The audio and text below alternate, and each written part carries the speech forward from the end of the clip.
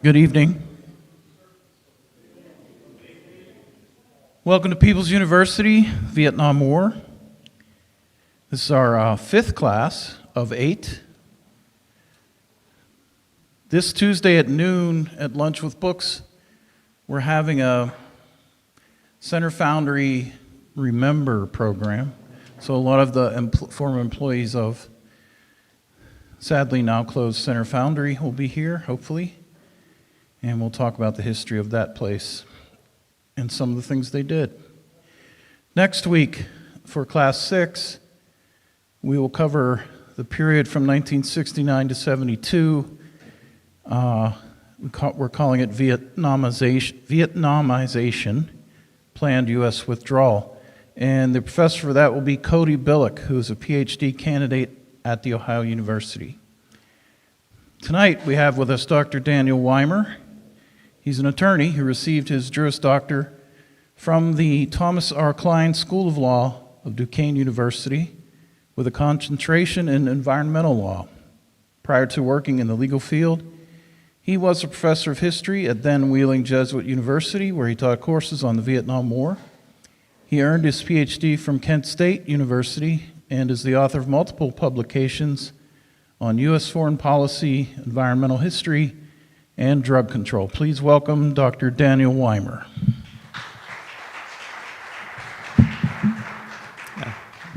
Good evening, everyone. Give me 1 second while I adjust the mic.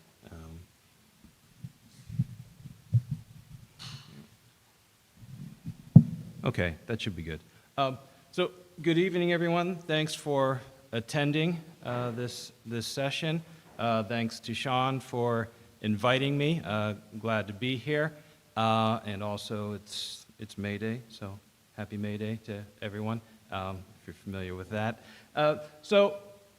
With that, I'm just going to get started with, I think what I put possibly in the blurb for this program, is that the stereotypical depiction or image of an anti-war protester or member of the movement was generally of a pot-smoking hippie who had no regard for authority or for the country. And we could see this in some popular movies about the Vietnam War, which I have up here. And I heard somebody recognized, obviously, Forrest Gump. But the one at the top is Born on the 4th of July, which came out in 1989, Oliver Stone's second film about the Vietnam War after Platoon, which I think came out in 86. And I'm sure at least some of you have seen that film. So Born on the 4th of July is based on the true story of Ron Kovic, who is, you can see up there, who's played by Tom Cruise. And Kovic, I think he served in like maybe 66 or 67. It was fairly, we think, early in the war. But in the movie, and it's based off of his memoir, in the movie, he starts as a very gung-ho believer in the cause, is wounded in the war, paralyzed, comes back home, gets involved with the anti-war movement. But in this scene that's here, Kovic, who was born on the 4th of July, hence the title of his memoir in the book, is attending a 4th of July parade. And as he's going by in the car, there are protesters, hippies, and they're yelling at him, calling him baby killer, giving him the finger. So it's not, a real positive depiction of the anti-war movement. And you can see a similar thing in Tom Hanks here in Forrest Gump, which came out in 1994. And I know the whole movie is not about the Vietnam War, but a decent part of it is. But in the movie, Forrest Gump's longtime friend, Jenny, is dating a guy in college who's a member of the anti-war movement. I think his name was Wesley. And he's rather a kind of a despicable person in the film. He's very arrogant, and he's physically abusive. So again, this kind of stereotypical view of a person who participated in the anti-war movement. There's some good reasons why that's a stereotypical view of an anti-war protester, But that's not really going to be the discussion that we're going to have tonight. Rather, despite this stereotype, I want to talk about how the anti-war movement represented a cross-section of the country, not just students or dirty hippies, as J. Edgar Hoover may have put it at the time. Okay. The movement, and we'll look at some of these figures, the movement included clergy, which we'll discuss a bit, teachers, suburban housewives, obviously students, labor union members, civil rights activists, and even Vietnam veterans themselves, which we will touch on towards the end of the talk tonight. So this evening, I'd like to present just one way of understanding the anti-war movement. I'm not going to say it's the best way or the only way, but I hope you're going to find it useful in the context of this class for those of you who are just attending tonight or doing the entire lecture series. So before I start in earnest, I'll just say, first I'm going to talk about just some major features of the anti-war movement, just kind of general features of the movement.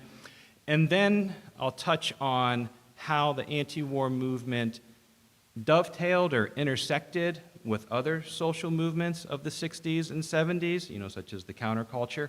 And then towards the end, we'll briefly discuss, the question of, did the anti-war movement have any type of direct effect on ending the war, which was, obviously the movement's main goal, to end the war.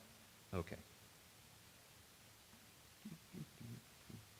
So here's a shot from a protest, I think, from 1968.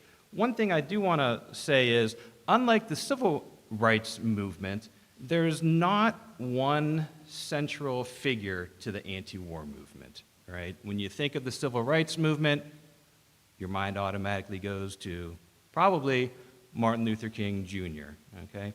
There's no figure like that in the anti-war movement. Now, there are some notable personalities. I don't know if you remember Abby Hoffman, the Yippie, Tom Hayden, who was a member of Student Democratic Society, who was a prominent anti-war organizer.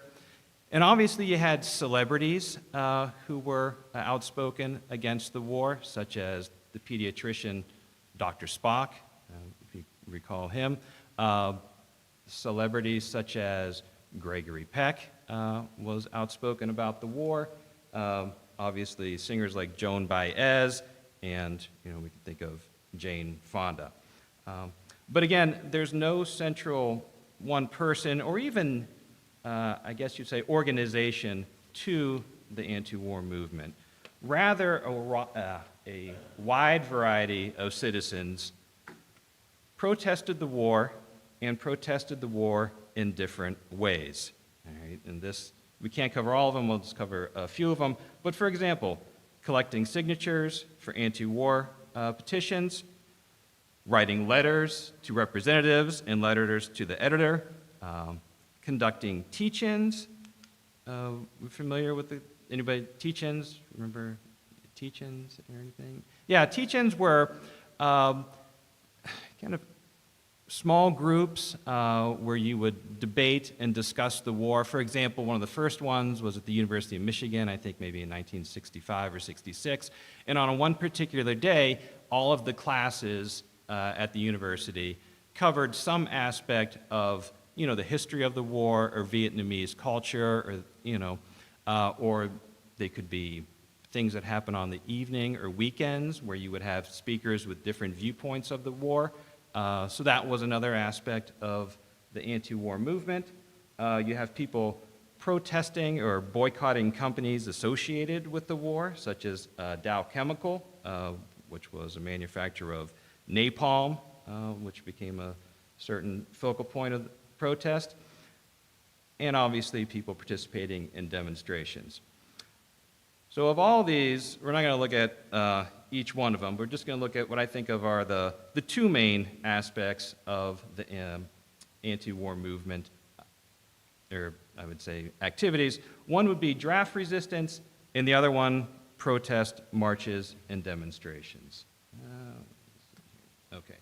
So for this period right now, we're just going to talk about first various forms of draft resistance, and then we'll look at demonstrations, which is, I think, generally what we think of when we think about the anti-war movement. Okay. So draft resistance, again, came in different forms, such as burning draft cards, refusing to be inducted, picketing or trying to disrupt induction centers, or you could, fleeing into exile, people fleeing to Canada, Europe, Mexico. But one thing to think about with draft resistance is that unlike, participating in a march or a demonstration, a big kind of collective activity, for draft resistors, doing something like burning your draft card is a specifically individual activity, right? It's a direct confrontation between a person who is subject to the draft and the government, right, and authority. Okay. So men who refused induction, such as burned draft cards or went into exile, were accused of and often punished for rejecting the patriotic duty. And kind of more socially, they faced derision and ridicule as, not being masculine, not being male. Okay. The most common form of draft resistance was, as you can see up on the board, burning of draft cards. And this was usually done in groups, right? Whether the group just be specifically burning the draft cards or if it's part of a larger demonstration. Okay. Many individuals who burned their draft cards, such as the young man up there, defended their actions on the grounds of the post-World War II Nuremberg laws, which I'm not sure if you're familiar with or not. But the Nuremberg laws came out of the Nuremberg trials of the Nazis for committing war crimes, and these trials occurred in Nuremberg in 1945, 1946. The bottom photo, I believe, is a shot of Hermann Goering, who was a high-ranking Nazi official, and I think he was executed as a result of the Nuremberg trials. But resulting from the Nuremberg trials regarding war crimes was this set of Nuremberg laws that stated that individuals, such as Goering, or even much lower level members of the Nazi Party, were responsible for participating in the crimes of the government, right? That you couldn't just say, I was just obeying orders, so therefore I cannot be guilty of committing war crimes. So based upon that, draft resistors reasoned that the war in Vietnam was criminal, and therefore one could legitimately refuse to participate or induction, right, to resist the draft. I think you could probably gather, if you were here for the other classes, why they may thought it was a criminal war, undeclared, civilian deaths, right? The argument that the United States is denying the Vietnamese people self-determination. I mean, there's a whole host of things that you could point to. But I want to read, and throughout I'll read a few passages from this book so that you just don't hear me talking about it, but reading from people who were part of the movement and what they had to say. So this is what one organization that put together burning of draft cards said in 1967. This is from a group called The Resistance, all right? And they tried to help, counsel people who wanted to resist the draft, put together demonstrations. This is what they said: we will renounce all deferments, such as using a college deferment to avoid the draft. We will renounce all deferments and refuse to cooperate with the draft in any manner, at any level, and we have taken this stand for various reasons. But we all agree on one point: the war in Vietnam is criminal, and we must act together at great individual risk to stop it. Those involved must lead the American people by their example to understand the enormity of what their government is doing, that the government cannot be allowed to continue with its daily crimes, right? The war is criminal. There are many ways to avoid the draft, to stay clear of this war. Most of us now have deferments, but all these individual outs, ways that we can avoid the draft, can have no effect on the draft, the war, or the consciousness of this country. So the reason that to cooperate with conscription, the draft, is to perpetuate its existence, without which the government could not wage war. We have chosen to openly defy the draft and confront the government and its war directly. Okay, so here you could kind of see how the Nuremberg laws played into some of this reasoning. Similarly, besides the Nuremberg laws, and that's why I have the civil rights movement influence bullet point up there, is that, if you reason that the war is criminal, right, and that even if you do your deferment, you're still not resisting the draft, you're still kind of going along with the system. All right, this is reflected in civil rights movement and the acts of civil disobedience. Okay, and we'll talk a little bit later about how the anti-war movement intersected with the civil rights movement. But civil disobedience in the civil rights movement, one of the arguments early on is that laws of segregation are criminal. Right? They perpetuate sin. This is one thing that Martin Luther King and other civil rights leaders talked about.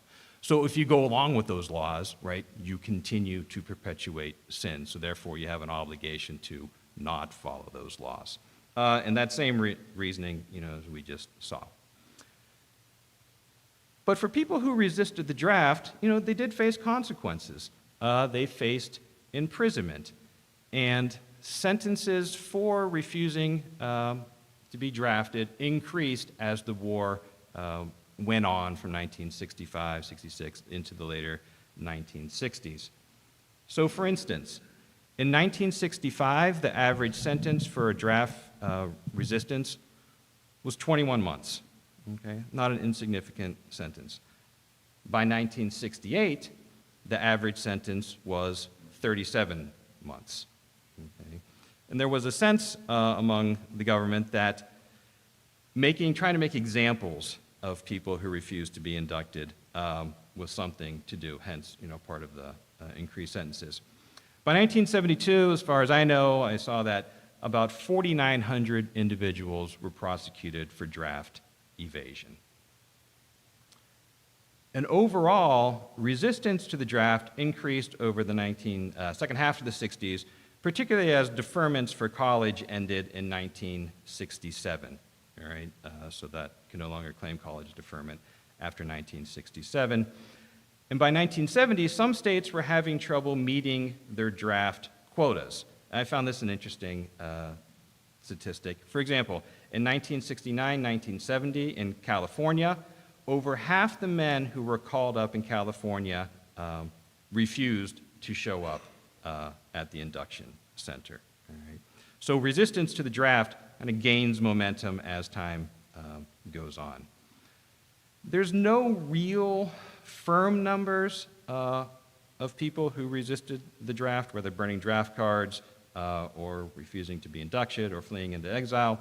So estimates range from several 100,000 up to 2 million who burned draft cards, went underground, or refused to show up to be drafted or to be inducted.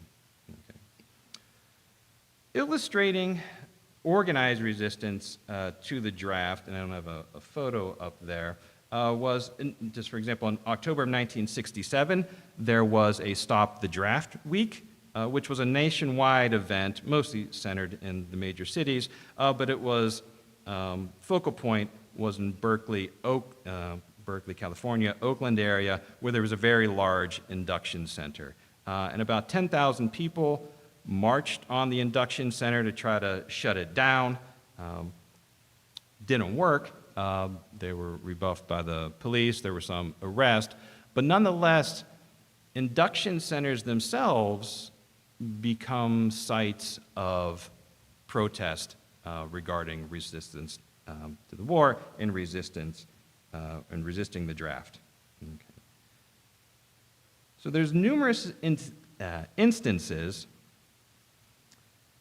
where small groups broke into induction centers or places, government offices where selective service files were housed, and tried to destroy them. Okay. So an early one occurred in 1967. Not up there, but we'll get to these photos in a second. In 1967, you had the Baltimore Five. Each one of these instances gets their own kind of name for where it took place and how many people participated. In 1967, you have the Baltimore Five. Obviously, it took place in Baltimore. 5 individuals, including the Catholic priest Philip Berrigan, broke into a government office in Baltimore and symbolically poured blood over draft files. Okay, to destroy the files, but also to make a symbolic statement in using blood to do so. And not surprisingly, they were arrested. Okay. 1968, you have the Catonsville 9. I don't know. Yeah, that's this one right here. 1, 2, 3, 4, 5, 6, 7. 1, 2, 3, 4, 5, 6. There's only 8. I presume the 9th one is the person taking the picture. But in 1968, you had the Catonsville 9, which included Philip Berrigan, who was part of the Baltimore Five, priest. Also, his brother Daniel Berrigan participated. And in Catonsville, they entered the draft center, removed nearly 400 files, and then as you can see from the photo, they burned them outside the center with homemade napalm. All right? Napalm being the jellied gasoline that was used as an anti-personnel weapon and for other purposes in the war. Okay. So all 9 are tried, and there was a lot of coverage of the trial. I think there's a documentary and within recent memory of the Catonsville 9, but all 9 were tried, convicted, and their sentences ranged anywhere from about 2 years to 3.5 years as a sentence.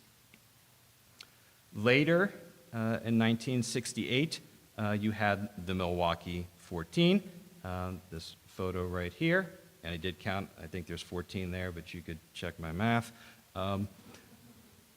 There, the Milwaukee 14 burned 10,000 draft files. Okay? And there were other similar actions throughout the war. So I just wanted to mention a couple others. So for instance, in 1968 again, you had the Pasadena 3, who went into an induction center in Los Angeles and took out 600 files and burned them in a field. Each one of them got 1 year in prison, in a federal prison. In July, actually July 4th, another symbolic day, 1968, the New York 5 invaded a Rockefeller Center draft board and shredded 6,500 draft files, as well as destroying some other typewriters and equipment used to process draft records. Okay. The one person who kind of led it was not arrested, but the other 4 were arrested, but the federal case against them was dismissed because I believe at the time they could not find an impartial jury. I'm not sure what happened after 1968. But this is just another example of how induction centers and destroying draft cards and files was a part of the anti-war movement.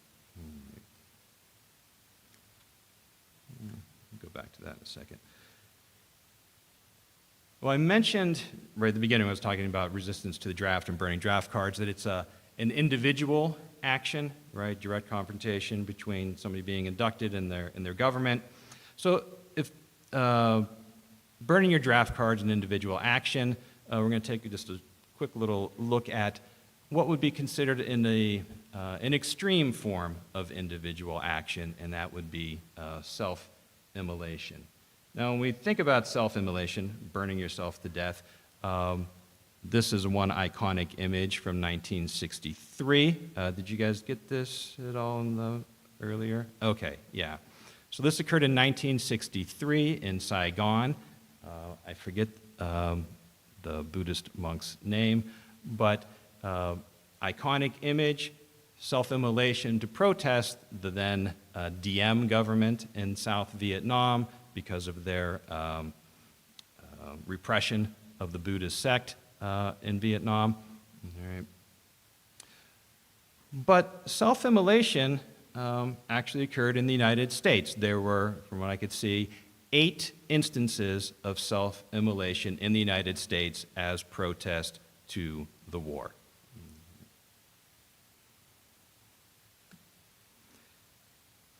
8 overall, but there were 3 in 1965 alone, very early in the war, which I thought was interesting. The first one concerns this lady here, Ms. Alice Hers. She was 82 years old. She was a Holocaust survivor and a long-term peace activist. But in 1965, and as inspired by what the monk did in Vietnam, she committed self-immolation as an act of protest, thinking, what else could I do in addition to what she had already done trying to stop the war? All right. So in Detroit, burned herself to death as a protest. Later on, in November of 1965, we have Norman Morrison, who was a Quaker. He burned himself alive right outside of the Pentagon. All right. And from what I had read, Secretary of Defense Robert McNamara at the time was brought to a window by his aides so that he, could see what was happening.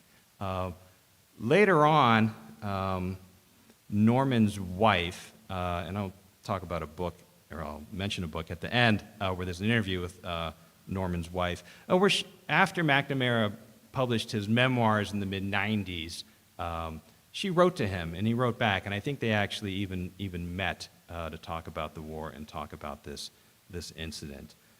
You might see where it says Baltimore Quaker with baby set self-affirming. He did bring his youngest daughter with him, but she was not injured. Okay. What we do know, he left her, on her own.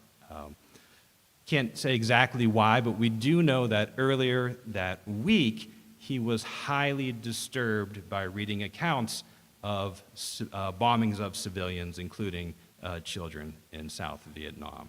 Okay, so that's partly, we think, his motivation. Not long after Norman committed self-immolation, another man, Roger Laporte, that's this young man right here, he burned himself to death at the UN Plaza, okay, as another form of protest. Okay.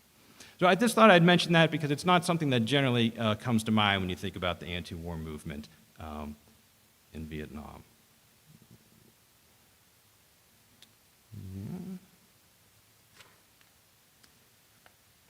So shifting gears, besides draft resistance, organized protest demonstrations constituted the second major form of anti-war activity. Public demonstrations against the war started in the mid-60s, 65 we'll talk about, and increased in size and regularity as the war dragged on. Okay. So the first significant anti-war demonstration or march occurred on Easter Day in 1965 in Washington, D.C. It was organized by the SDS, Students for Democratic Society. Don't know what you know about SDS, but they formed in the really early 60s, initially at University of Michigan and then on the Berkeley campus. But they were devoted to things like anti-poverty, civil rights, direct democracy, and it goes through different permutations as time goes on. But in any case, they organized this first significant demonstration in April of 1965. You can see there on the one placard or pamphlet, April 17th, 1965. And it was labeled, as you see up there, the March on Washington to End the War in Vietnam.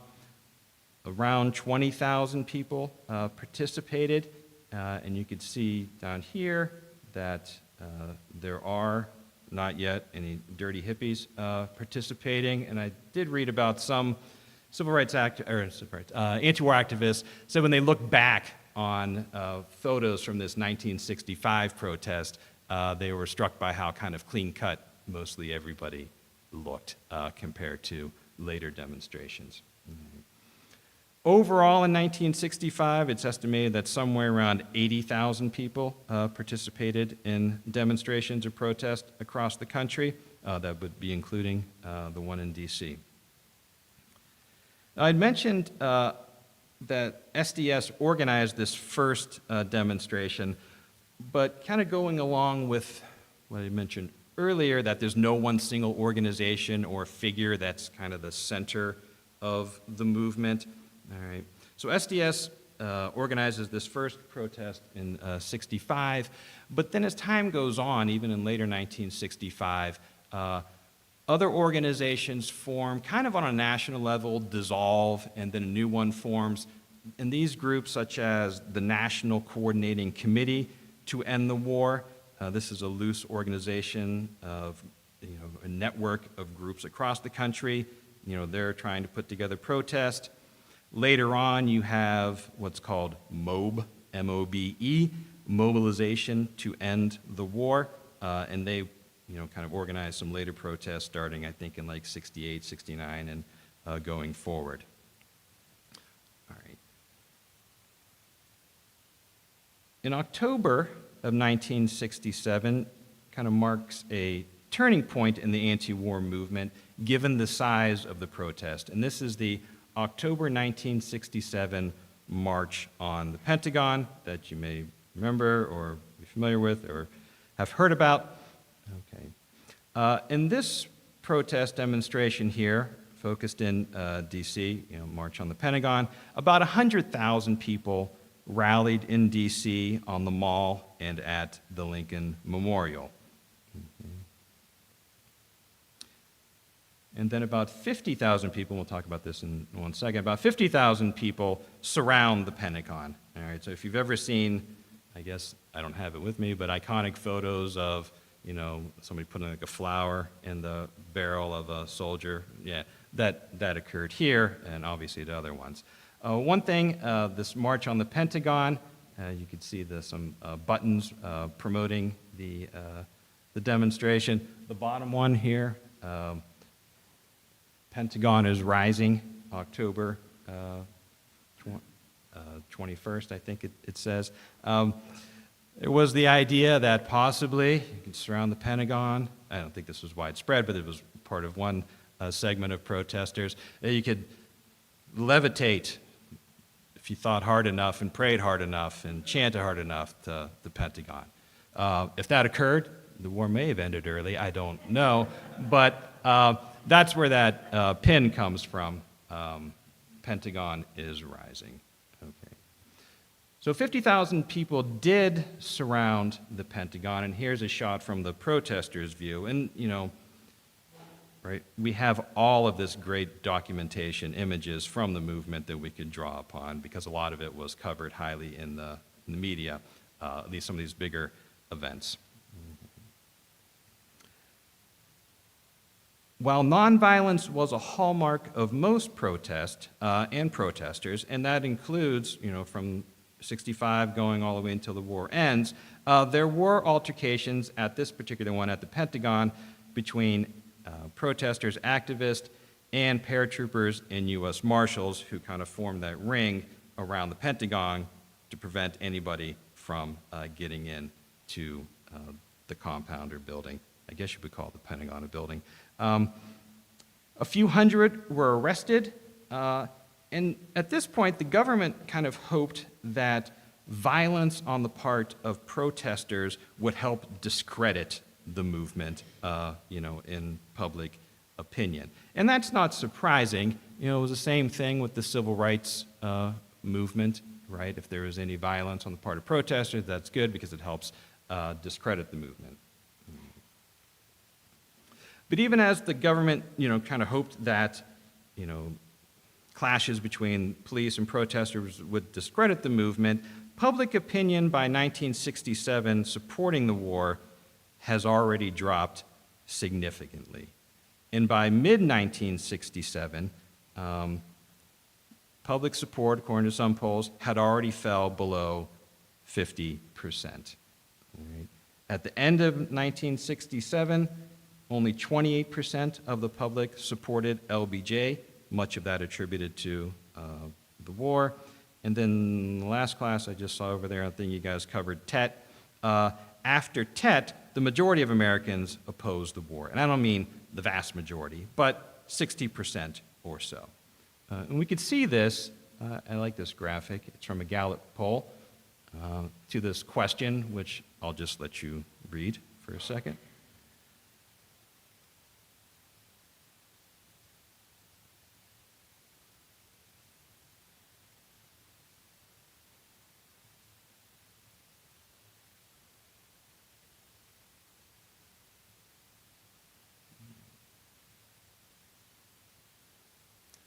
So if you said no, right, you supported the war. That's kind of the gist of the question.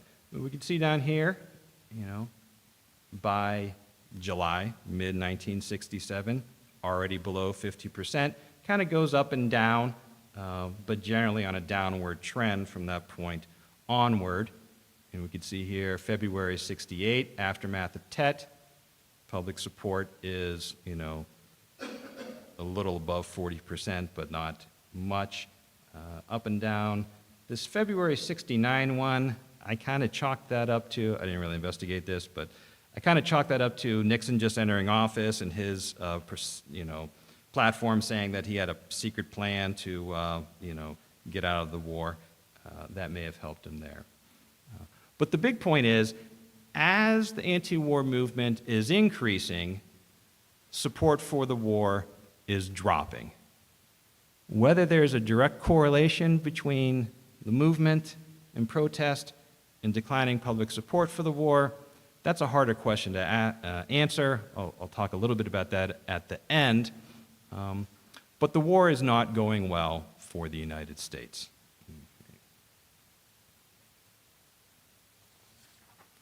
Despite the drop in public support, obviously the war continued and protest continued.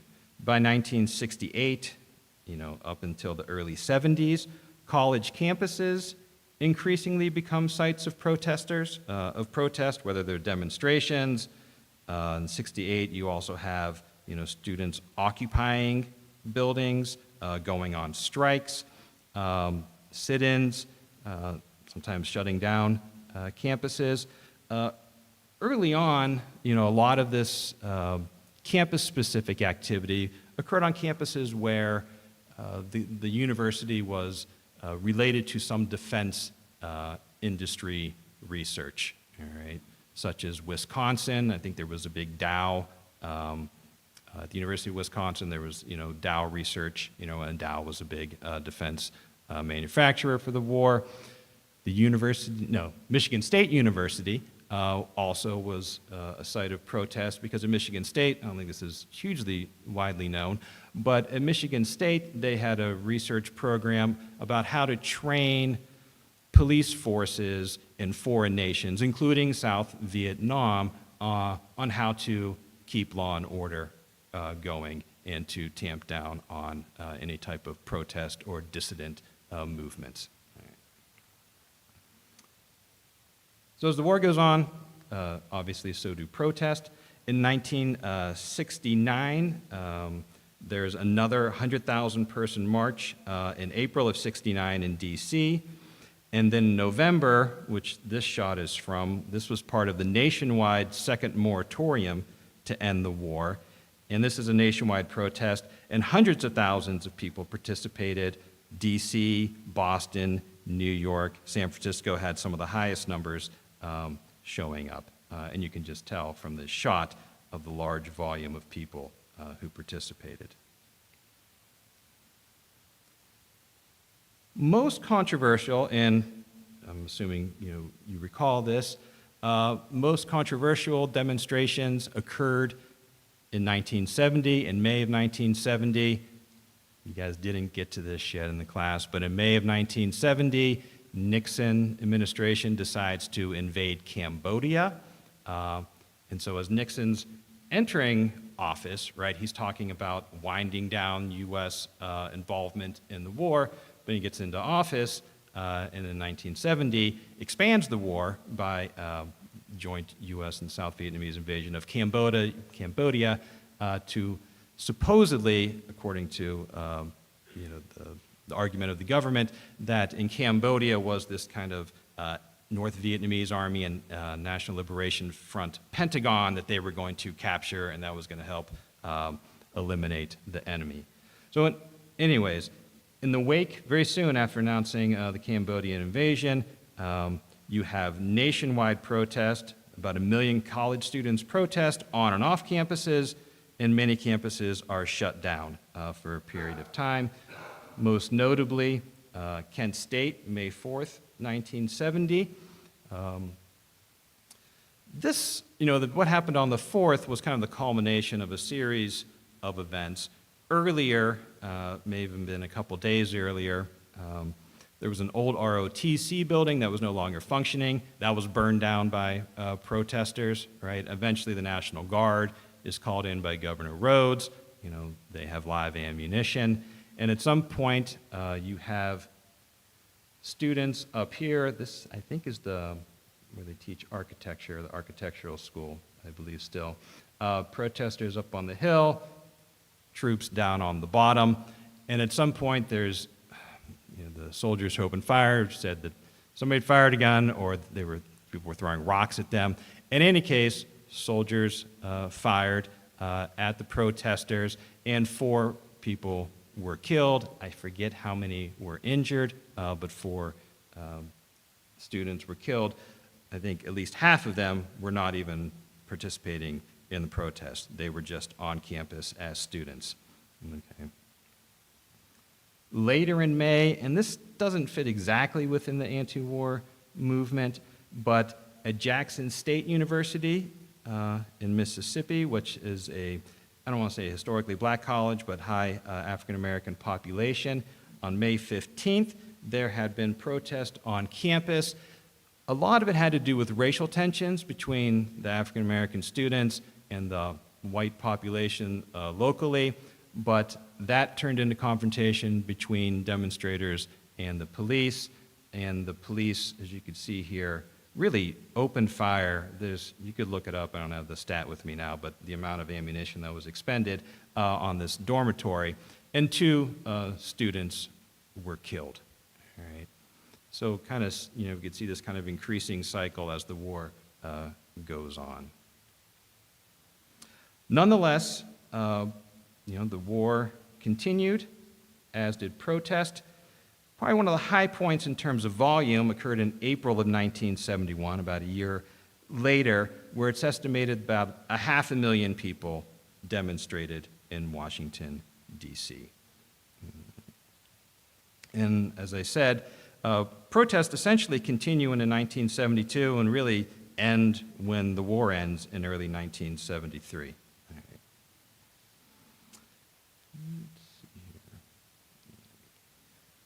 So kind of shifting gears again, I said we'd first talk about just some main features of the anti-war movement. Now I want to talk a little bit about how the anti-war movement, this movement to end the war, if we want to just frame what the movement was about, obviously, how that intersected with some other social movements from the 1960s, early 1970s. Okay? And that would be things like the counterculture, hippies, civil rights movement, women's rights movement, and radical, or what we call revolutionary politics. So at the same time, this is April 71, you have, just talking real briefly, you see me mentioning it, the women's movement. You had as part of that, you had the Women's March on the Pentagon at the same time. Okay? But we're not going to talk about the women's movement. We'll talk about just 2 of these other social movements that are happening at the time and how they intersect with or overlap with the anti-war movement. And that would be radical revolutionary politics and then we'll talk a little bit about the civil rights movement. So starting in 1968, radical political movements, or what would be called radical political movements, emerged out of the anti-war effort in the, you would say, the radical movement aimed not just to end the war, but had larger goals of possibly overthrowing the U.S. government, getting rid of capitalism, trying to start a revolution in the United States. And these kind of radical revolutionary politics comes out of what happened in Chicago in 1968. Chicago, 1968, in August, you had the Democratic National Convention there, okay? LBJ had said he's not going to run in March of 1968, all right? Martin Luther King is assassinated on April 4th, 1968. Robert F. Kennedy is assassinated June 6th, 1968. And there's some hope that Eugene McCarthy, the peace candidate, would be nominated by the Democratic Party. But that's not what happened. Vice President Hubert Humphrey is. All right. So you can see this kind of, I don't want to say, grim background to the convention in August. But that's kind of what it was. And over the course of the week, or however many days the convention lasted, you had clashes between protesters and local police and the National Guard. Mayor Daley had called out a lot of police to confront protesters. There were curfews across the city, and obviously protesters are not going to obey those curfews, and then that opens up the door for the police to try to enforce law and order. Here's a shot of protesters. There's about 10,000 protesters who showed up in Chicago for the convention. And here's them at Lincoln Park, and you can see the police arrayed in their riot gear, ready to go. And here are some protest or clashes between police and demonstrators. August 29th, on the last day of the convention, there was an attempt by demonstrators to march on the convention, and I think this is what this photo was from, because there was a lot of violence on that particular day. All right. Police attacked the protesters. If you read these accounts, pretty significant violence, batons to the head, breaking of bones. The police were not messing around. Okay. The point for our purposes is that out of Chicago emerged the radical group, the Weathermen, which later became the Weather Underground. And they're an offshoot of SDS, Students for Democratic Society. But the Weathermen align itself or themselves with things like the Black Panther movement and revolutionary guerrilla movements in Asia, Africa, Latin America. All right? They saw themselves as part of this larger kind of worldwide struggle of the oppressed against the oppressor, right? Fighting for freedom. So they sought to mimic those guerrilla movements, as I said before, possibly overthrow the U.S. government, or at least confront it more directly, not in a nonviolent manner. The Weathermen and some other groups that were aligned with them believed that nonviolent protest had proved useless in ending the war, and really that the time for revolution was at hand in the United States. Anybody know where the term the Weathermen comes from? Good. Yes. All right. That's right. Subterranean homesick blues. You don't need to be a weatherman to know which way the wind blows, right? And the wind was blowing in the direction of revolution, and that's where history was heading, and that's what the Weathermen were participating in. Okay. They had if you read accounts by people who took part in the Weathermen or like groups, the deep degree to which they believe that, right? Some may look back on that as being delusional, in hindsight, but at the time, were deeply committed to the cause and thinking that this was actually a possibility. Okay. So in 1969, the Weathermen engaged in what's called Days of Rage. And this is they returned to Chicago in August of 1969, a year after the convention, and sought to engage in all sorts of direct confrontation with the police and the government, and to vandalize symbols of what they thought were government power or even just capitalism, such as businesses, right? But more likely government offices, police stations, things like that.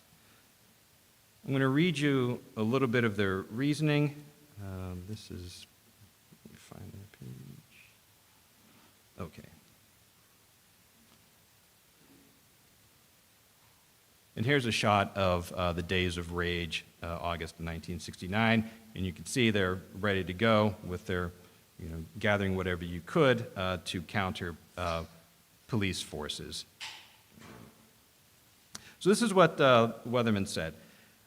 It has been almost a year since the Democratic Convention when thousands of young people came together in Chicago and tore up Pig City for 5 days.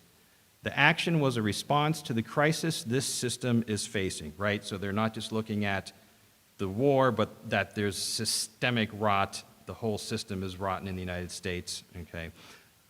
This action then was a response to the crisis this system is facing as a result of the war, the demand by black people for liberation, and the ever-growing reality that this system just can't make it.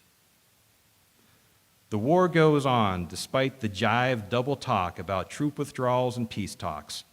Black people continue to be murdered by agents of the fat cats who run the country, if not in one way, then in another, by the pigs or the courts, by the boss or the welfare department.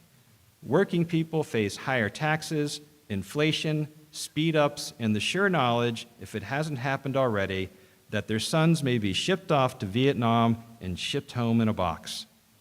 And young people all over the country go to prisons that are called schools, are trained for jobs that don't exist or serve no one's real interest but the boss's, and to top it off, get told that Vietnam is the place to defend their freedom.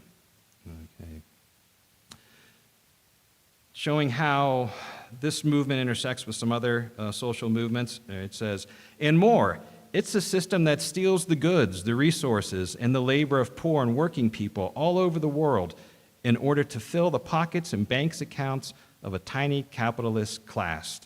It's a system that divides white workers from blacks by offering white crumbs off the table and telling them that if they don't stay cool, the blacks will move in on their jobs, their homes, and their schools. It's a system that divides men from women, forcing women to be subservient to men from childhood, to be slave labor in the home and cheap labor in the factory. And it's a system that has colonized whole nations within this country, the nation of black people, the nation of brown people, to enslave, oppress, and ultimately murder the people on whose backs this country was built. And so they end up saying, but after years of peace marches, petitions, and the gradual realization that this war was no mistake at all, one critical fact remains. The war is not just happening in Vietnam. It's happening in the jungles of Guatemala, Bolivia, Thailand, and all oppressed nations throughout the world. And it's happening here, in black communities throughout the country, on college campuses, and in the high schools, in the shops, and on the streets. It's a war in which there are only two sides, a war not for domination, but for an end to domination. Not for destruction, but for liberation and the unchaining of human freedom. And it is a war in which we cannot resist. It is a war we must fight. And so that's why I have the slogan up here, from bringing the troops home to bringing the war home, right? That the anti-war movement to end the war, initially, big segment of how do we end the war, bring the troops home.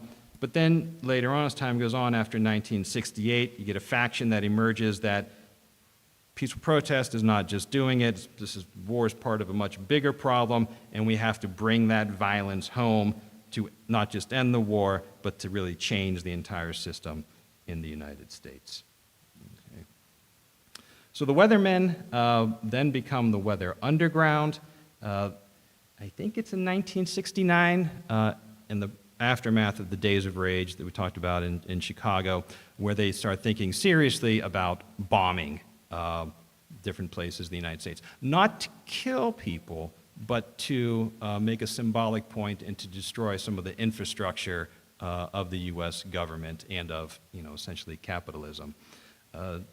Unfortunately, early on, I think it's in 1969, their first attempt at bomb making in New York City goes horribly wrong, and three of them get themselves blown up trying to concoct explosives. And it's after that that the Weathermen become the Weather Underground and, go underground, right? Evade police and capture. Let's see here. This is Bill Ayers, who I'll talk about at the end real quick. This is Bernadine Dorn, who later goes on to become a very prominent law professor.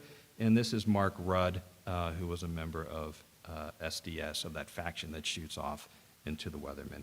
They all eventually turn themselves in, I think maybe it's the early 80s. But the larger point is you have this emergence of kind of radical or revolutionary politics that kind of comes out of the anti-war movement and becomes a part of that movement until the war ends in 1973. All told, just between 1969 and 1970, there's about 250 bombings that occur that are attributed either to the Weathermen or like groups. Right? And those types of incidents occur into the early 70s as well. So the other social movement besides radical politics I want to touch on, and I won't go very much longer, is the civil rights movement and the anti-war movement. Right? Thousands of anti-war activists, including Bill Ayers, started off in the civil rights movement. All right? In the civil rights movement, people are participating in civil rights boycotts, protests, sit-ins, demonstrations. The civil rights movement is somewhat of a training ground for anti-war activists. And that's even true for other social movements of the 1960s and 70s, such as the women's rights movement. But for the civil rights groups themselves, the war starts kind of in earnest in 65. There's some hesitancy to be critical of the war because they want, obviously, to have the support of President Johnson in advancing civil rights legislation and civil rights causes. The first civil rights organization that publicly speaks out against the war was the Student Nonviolent Coordinating Committee, SNCC. That's what they were called. You may have heard of them before, SNCC. They start out in 1960, and they are devoted to things like voter registration drives. And here we could see, I think it's in Alabama, going door to door, trying to get African Americans to register to vote, right, which was a huge burden. You had things such as freedom rides, organizing freedom rides, where you would purposefully have mixed races on a bus that would go into the South to protest segregation. Oftentimes those are met with horrific violence. Kind of on a brighter note, in 1964, I believe, they had what was called Freedom Summer, and SNCC throughout parts of the South organized what were called freedom schools, right? Reasoning that segregated schools are not providing the education for young African Americans, so we're going to start our own schools where they're going to learn about Black history and culture and other things that are important to them.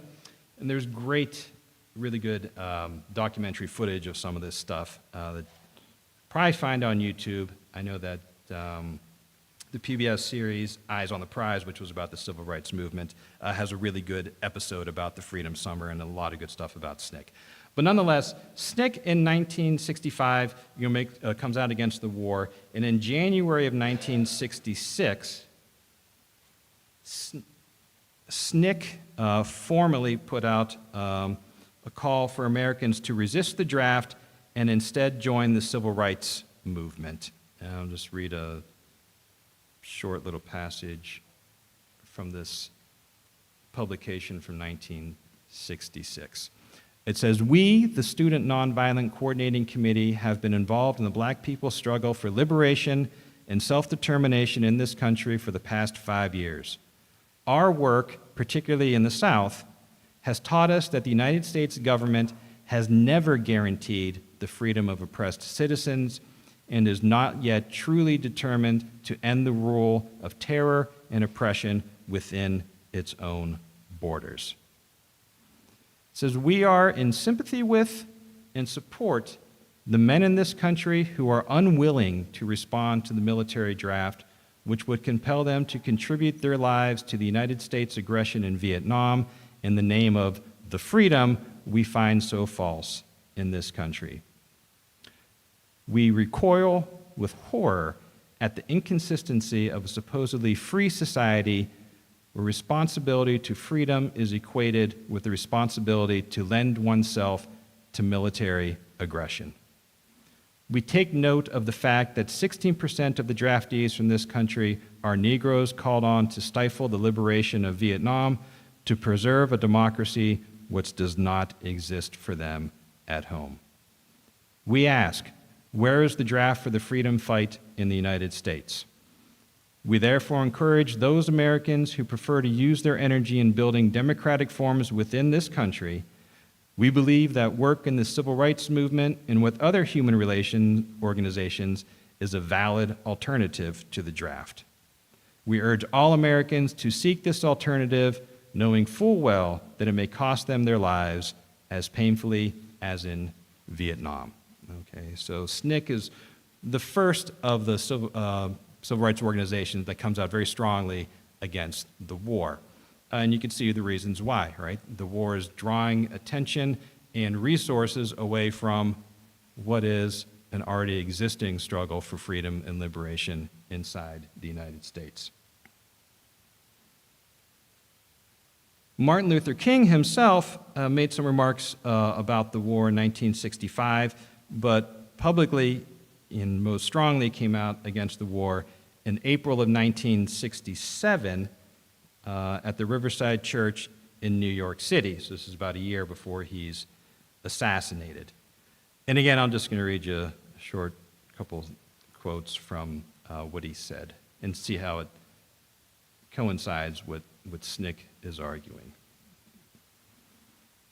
Okay, so first off, King talks about Johnson's war on poverty, right? And you may recall that. I don't know if it was covered in this class or not, but, you know, Johnson declares the war on poverty, and it's supposed to be a very large government effort to address poverty in the United States. So this is what he says. "A few years ago, there was a shining moment in that struggle. It seemed as if there was a real promise of hope for the poor, both black and white, through the poverty program. Then came the buildup in Vietnam, and I watched the program broken and eviscerated." He goes on to say about black soldiers going to Vietnam, "We were taking young black men who had been crippled by our own society and sending them 8,000 miles away to guarantee liberties in Southeast Asia, which they had not found in Southwest Georgia and East Harlem. So we have been repeatedly faced with the cruel irony of watching Negro and white boys on TV screens as they kill and die together for a nation that has been unable to seat them together in the same schools.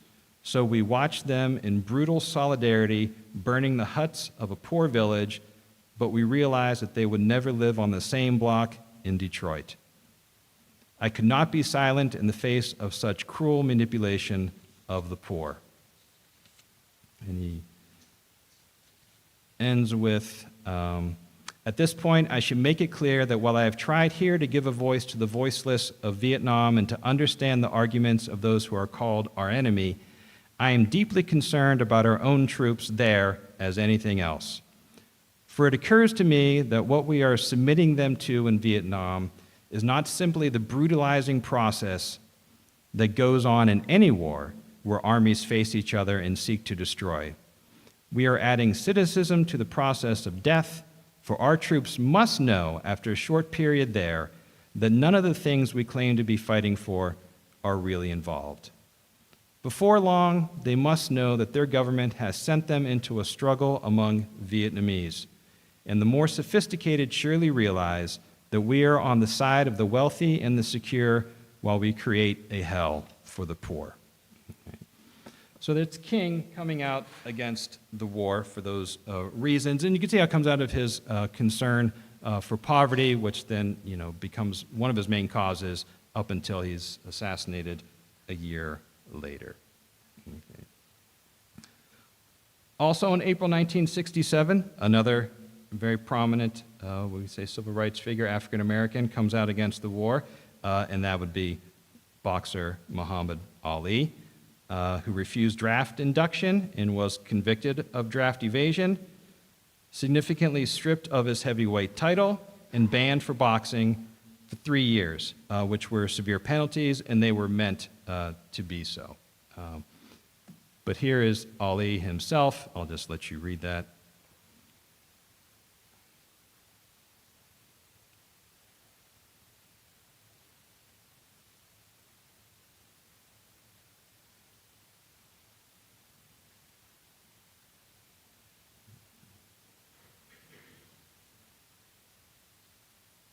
So again, a similar thing, right?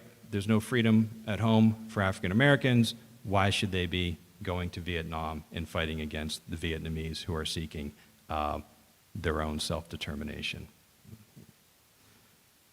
King, Muhammad Ali, as you may know, then gets involved in a major lawsuit and eventually wins in the Supreme Court, but so much time had already gone by that he was out of boxing for a significant period of time. Nonetheless, went back to have a good second part of his career. Okay. If anybody, I don't know, if you go down to if you're in Louisville, the Muhammad Ali Museum is really worth checking out if you are ever down that way. So before I wrap things up, 2 other quick things. One of the unique features about the war and the anti-war movement was the role of veterans themselves, in the effort to end the war. Veterans' participation in the anti-war movement kind of increases in 1969 after revelations of the My Lai massacre. Did you guys cover that? I'm not sure. But the massacre had occurred in, I think, March of '68. It gets publicity in March of 1969.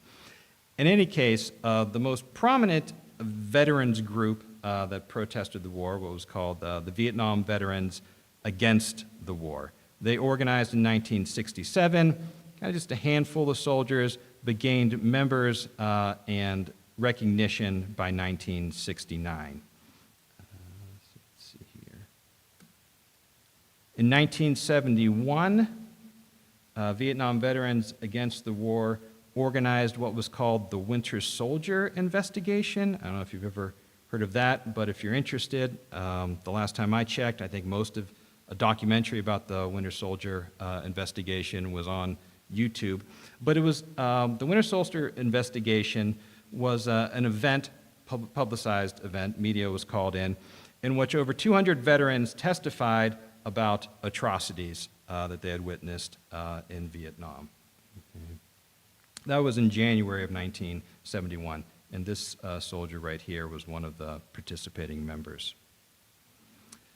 In April of 1971, Vietnam Veterans Against the War organized a famous demonstration in which veterans on the steps of the Capitol, let's see here. Oh, there it is, I knew I had it. Threw their medals that they had awarded onto the steps of the Capitol as a symbolic protest and rejection of the war. And in conjunction with this, in April of '71, you had John Kerry, we all know here, who had won the Silver Star, the Bronze Star, and 3 Purple Hearts. He testified on behalf of Vietnam Veterans Against the War in front of a Senate hearing in April of 1971. And again, in that year, December 1971, you had somewhat of an occupation by Vietnam veterans against the war at the Statue of Liberty, where one soldier successfully climbed to the top of the Statue of Liberty and hung the flag upside down, which was the symbol for SOS. So I did want to touch on this, just about veterans' participation in the war, because it just shows, it's not just student protesters who are at the heart of the anti-war movement. Okay. So I'm going to end right in 2 minutes and say that of all this that we covered, did it have an effect, right? Is there evidence that the anti-war movement helped hasten the end of the war? And that's kind of a hard question to answer, and I don't have a definitive one. But I'm going to use this iconic shot of what was supposed to be a defeated LBJ. This is July of 1968, right after he had already said he wasn't running. Has anybody seen this photo before? Yeah. Supposedly, it depicts him, kind of overwhelmed, crushed by the heaviness, the burden of what his administration had wrought in Vietnam. I've read other places saying that he's not just... So he's listening to a tape from his son-in-law, who was a captain in the Marines, right? And the son-in-law would send tapes, impressions of the war, just telling him what's kind of going on so he gets a first-person account, and also, it's his family member, it's his son-in-law. And we tend to think from this photo that he's just kind of, overwhelmed by what he's hearing, right? That he's defeated by the war. Other things I've read saying that he just, he had his head down because he was just trying to hear from that little speaker better, right? And they've seen other photos of him in other different positions. But nonetheless, we'll just use it for that initial interpretation, which is, right, he's defeated by the war. Both Johnson and Nixon publicly proclaimed time and again, protest had no effect whatsoever on their thinking about the war. Okay? And there's not really super hard evidence to say that it did cause them to try to alter course. I mean, the war, in one sense, is already not going well, right? The U.S. is not succeeding in its mission in Vietnam. Right? Obviously, Johnson and Nixon are concerned with U.S. casualties and public opinion, but that kind of goes with every war, right? That's not just unique to the Vietnam War. We also know that Nixon, who gets into office on a peace platform, expands the war in 1970 as protests are kind of at their height. All right? And here's a shot of Nixon at the Lincoln Memorial in the aftermath of the Cambodian invasion of May 1970. And I think there's a little bit of this coverage in the Oliver Stone. Oliver Stone did a film, Nixon, and I think there's a little bit of this scene in that movie. So on one hand, you could have the argument that, public's opinion has already dropped. Tet helped kill public opinion, and so we really can't say if the war had the anti-war movement had any effect on the course of the war. But on the other hand, we do know that there were discussions in the White House, in the administrations, about the protest. Right? We do know that starting in 1967, up through 1974, even after the war had ended, but Saigon had not fallen yet, that the CIA conducted an illegal domestic spying program on anti-war movement, Operation Chaos. Right? So that shows there is concern with the movement and what it can do with public opinion. We also know that the FBI used hundreds of infiltrators in the anti-war movement to try to get activists to engage in vandalism or acts of violence so that then they would get in clashes with the police, and then that would help discredit the movement and be seen in a bad light by the public. All right, so again, that's some concern with the movement. Next week is the class on Vietnamization. All right, this is Nixon's program to hand off ground combat more to the South Vietnamese, escalate the air war, but try to draw down U.S. casualties by handing off more of the ground combat to the South Vietnamese. And there's arguments to say that the anti-war movement had a, a role in that broader policy change. Nixon also signed legislation to end the draft because he knew that the draft was a major driver of anti-war protest. So I'll just say that there's no question that the anti-war movement kept the war in the public mind, and in doing so, may have helped erode public support for the war. And you can argue that the movement caused exhaustion and worry about the war for government officials and the general public, which then led policymakers to seek a way out of the war. And that's kind of really all I have, but not to end on a photo of Nixon. I just wanted to do these are the books that I consulted for this talk, and I'll just point out real quick a couple that I think are maybe worth your time. This, Taking It to the Streets, a 60s reader, is what I was drawing from today. This is first-person accounts or documents from the time, not just from the anti-war movement, from the civil rights movement, all the movements of the 1960s. So if you're interested in the anti-war movement or anything else, this is a pretty decent book to consult. This Patriots, the Vietnam War, Remembered from All Sides by Christian Appy, is a great oral history of the war that I think is the best one to date because it looks at people from all over the globe, right? And it has a lot of stuff from Vietnamese participants, whether they were South Vietnamese citizens, members of the NLF, citizens of North Vietnam.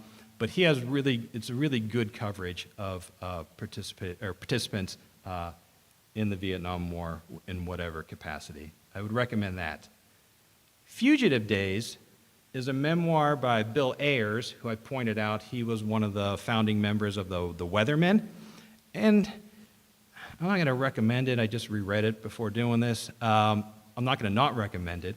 As a read, it's okay. But if you're interested in how somebody goes from civil rights movement, nonviolence, and slowly makes that road into radical politics to engaging in actual acts of violence, it's a really good book to kind of understand that progression. And then lastly, this is a really well-written book by a journalist called They Marched Into Sunlight. And what it is, it's a dual account, I think, of a group of friends from high school. It could even just be a boyfriend-girlfriend scenario. I really don't remember it that much, but I do recall that one half of it looks at the soldier experience, in Vietnam, and the other half looks at the anti-war movement in the United States and here on the civilian side. So I did want to say that before we wrap things up. So thank you very much for your attention. Again, thanks for coming out, and glad to be here. Thanks.